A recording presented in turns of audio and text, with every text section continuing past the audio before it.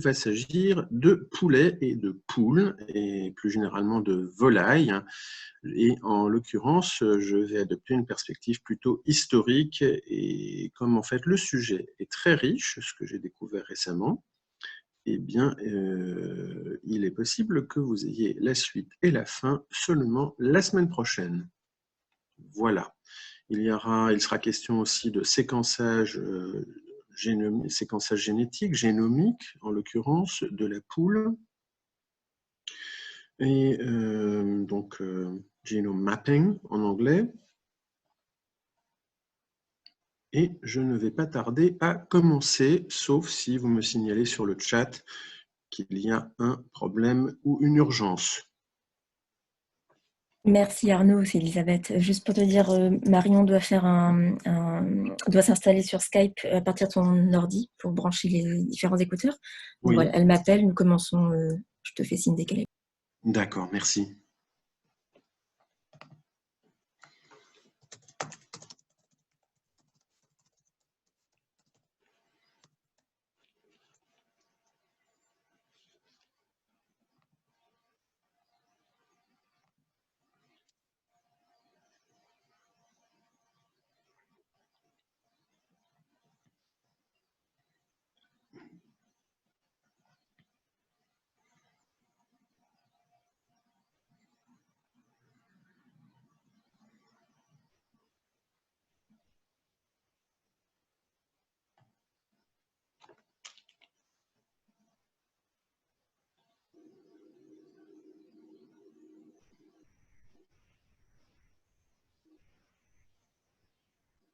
Hello, Arnaud. This is Maha speaking. Just a quick question, please. Yes, Maha. So this is supposed to be live, right? So Exactly. one of us would be listening and the colleague would be interpreting in another device live.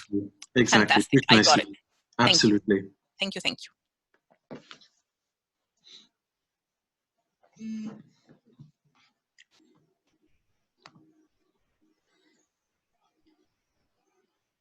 Chers collègues, je vais commencer dans 3, 2, 1, 0. Donc, chers collègues, je vais vous parler de poules et de poulets. Alors, de nos jours, la poule et le poulet sont une source d'alimentation que l'on trouve partout dans le monde. C'est d'ailleurs une source protéinée tellement importante qu'il y a à peu près 3 fois plus de poules et de poulets que d'êtres humains sur la planète. Alors, évidemment, on aurait pu être tenté, en ces circonstances de pandémie, de parler de la grippe aviaire. Les poulets étaient en première ligne. Mais en fait, ce n'est pas de cela que je vais vous parler aujourd'hui. Ce qui m'a particulièrement intrigué, j'ai appris plein de choses en lisant un article dans le Smithsonian Magazine, et ce qui m'a particulièrement intrigué, c'est que en fait, le décollage du poulet comme quelque chose d'omniprésent sur nos tables est en fait assez récent.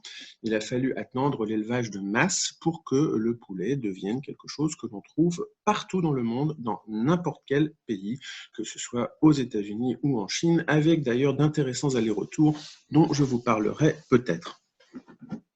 Mais donc, à quand remonte l'histoire du poulet? Ce n'est pas la poule et l'œuf, là, c'est simplement une idée de la durée historique. Eh bien, on pense en fait qu'on peut retracer la généalogie du poulet jusqu'à il y a 10 000 ans. Et j'ai constaté que la version, un des ancêtres sauvages du poulet, Gallus, était un animal qui ressemble tout à fait à un coq. Donc, il a à peu près le même plumage, la crête, les éperons, etc. En fait, il y a eu probablement différents épisodes de domestication du poulet. Pourquoi? Parce que le Gallus sauvage, donc le poulet sauvage, la poule sauvage, est un animal qui a une capacité de vol très limitée, et en fait, il vivait dans des forêts à l'état sauvage, où il picorait donc des graines au sol, des vers, des insectes, etc. pour se nourrir, et la nuit, il se perchait un petit peu en hauteur. Mais évidemment, ces capacités de vol réduites ont permis à l'être humain de le domestiquer assez rapidement. Alors d'où vient-il? Eh bien, en gros, du sous-continent indien et de la Chine. On a retrouvé des restes de poulets, enfin on pense, en tous les cas les archéologues pensent que ce sont des restes de poulets il y a 4500 ans en Chine. Donc ces restes datent d'il y a 4500 ans. Et à cette époque, le poulet était donc totalement inconnu, à part en Asie, ce qui est tout de même étonnant quand on compare avec la situation actuelle. Alors, le poulet, donc, est probablement passé d'Inde au Moyen-Orient il y a environ 4000 ans.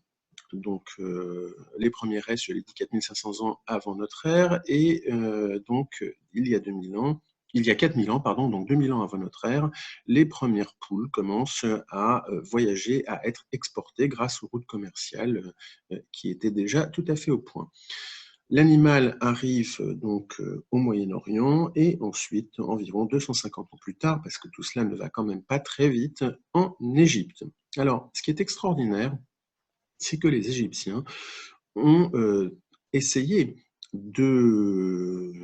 d'industrialiser l'élevage de poulets en ayant les premiers incubateurs. La main-d'œuvre n'était pas chère, comme on peut l'imaginer, et donc il y avait tout un système subtil de réglage de la température. Il fallait retourner les œufs très régulièrement. C'était un travail d'une grande précision, mais l'avantage énorme de ces incubateurs, c'est que cela permettait aux poules de vaquer à d'autres occupations plutôt que de couver, c'est-à-dire en fait tout simplement de pondre d'autres œufs, ce qui évidemment constituait un progrès absolument remarquable. Mais quelque chose sur lequel je n'ai peut-être pas encore insisté, c'est qu'en réalité, le poulet n'était pas sur toutes les tables, loin de là. Il y avait d'une part des poules pondeuses, principalement, d'autre part, des coqs qui servaient comme coqs de combat. Et en fait, on peut dire que c'est sans doute le sport le plus ancien de l'humanité, donc ce sport qui voit s'affronter deux coqs. Le mâle de l'espèce Gallus est en effet connu pour son agressivité, sa combativité. Il est doté d'un ergot naturel et il suffisait ensuite de perfectionner, entre guillemets, cet ergot en lui ajoutant des lames de couteau et ce genre de choses, ou des éperons en métal, pour que le sport devienne beaucoup plus sanglant. Vous serez peut-être tout aussi surpris que moi d'apprendre que le dernier État fédéré américain à avoir interdit les combats de coqs était la Louisiane. Et vous savez quand? En 2008. Jusqu'en 2008, les combats de coqs étaient parfaitement autorisés en Louisiane. Donc, ensuite, après les Égyptiens, eh bien, les Grecs, évidemment, connaissaient le poulet, puis les Romains. Mais pour vous donner une idée, les Romains considéraient encore que c'était un produit de luxe, et pour éviter la décadence romaine, ils ont décidé à un moment d'interdire la consommation de plus d'un poulet par table de convives, parce qu'on pensait sinon que c'était la décadence assurée. Par ailleurs, les Romains, eux, utilisaient également les poulets en observant leur appétit comme un présage de succès dans la guerre. Donc, en fait, on donnait du grain aux poulets et ensuite on voyait comment ils se comportaient. Si les poulets avaient bon appétit, eh bien, les légions romaines allaient probablement gagner la bataille. Si les poulets avaient un appétit un peu capricieux, eh bien, c'était probablement mauvais signe. Donc, les augures lisaient également dans les entrailles de volaille. Donc, en fait, il avait un rôle religieux, si l'on veut. Et petite anecdote amusante, un général, plutôt un amiral qui était à la tête d'une flotte romaine, n'étant pas satisfait de l'appétit des volatiles, a décidé de jeter l'ensemble par-dessus bord. Mal lui en a pris, il a ensuite perdu la bataille. Alors, ce qui est intéressant, c'est qu'en fait, après l'époque romaine, le poulet décline, et décline très fortement. Alors, d'une part, parce que pour l'instant, il n'était présent qu'en Asie et en Europe. Dans d'autres pays, comme sur le continent africain, par exemple, c'était plutôt les pintades qui étaient natives, c'était les dindes qui étaient dans les Amériques, et donc le poulet n'était pas représenté là-bas. pas plus qu'il ne l'était en Australie, évidemment.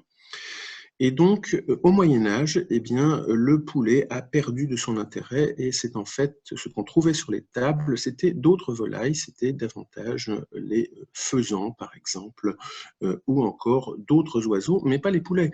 Et donc, cette image que nous avons de la basse-cour, qui nous semble tellement traditionnelle, n'a pas été une image qui caractérise le Moyen-Âge européen. En fait, il n'y avait pas de basse-cour et quand on servait des oiseaux sur les tables aristocratiques, ce n'était pas du poulet.